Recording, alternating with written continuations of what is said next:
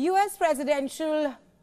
Republican presidential candidate Donald Trump and Democratic opponent Kamala Harris will debate on September 10th on ABC News Network. And this sets up the first face-to-face matchup between the rivals in what polls show is an extremely close race. President Trump had a press conference today. He talked about a lot of things. What if you have a reaction? Well, I'm glad that he's finally agreed to a debate on September 10th. I'm looking forward to it and hope he shows up. Are you open to more debate? I am happy to have that conversation about an additional debate right after September 10th. But sure, he wants two more debate. Like I said, happy to have that conversation. Trump, on the other hand, said that he wants to add 2 more debates that month on Fox and NBC News. With all of that being said, I think it's very important to have debates. And we've agreed with Fox on a date of September 4th. We've agreed with NBC, fairly full agreement, subject to them, on September 10th. And we've agreed with ABC on September 25th. So we have those 3 dates and those networks. Meanwhile, Harris and Walz are showing their support for organized labor by appearing at a United Auto Workers event in Detroit. This came after the United Auto Workers unions endorsed their candidacy. Michigan is 1/3 of the blue wall states because of their support for Democrats. Now, the others being Pennsylvania and Wisconsin. Trump's inroads in those states propelled him to the White House in 2016. And U.S. President Joe Biden's success there helped him win the presidency 4 years later.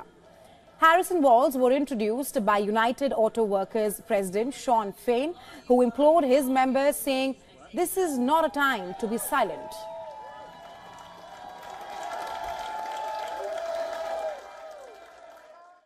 That we were a community of people who looked out for each other. Right. Raised by a community of folks who understood that the true national strength of a leader is not based on who you beat down, it's based on who you lift up. We know the unions built the middle class, the rest of America asked you. You know who doesn't believe that? Donald Trump. Yeah, Don't worry. He's something entirely different. And it really starts with the best vital community, age, unions, and the word is constant unity. It says, "Bill, the first thing about unity."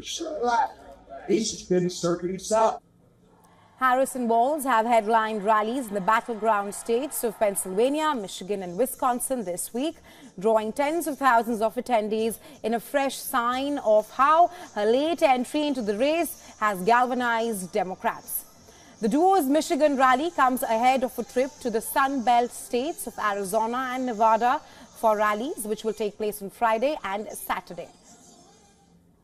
And well, for more on this, our correspondent Susan Tehrani has sent us this report. Take a look.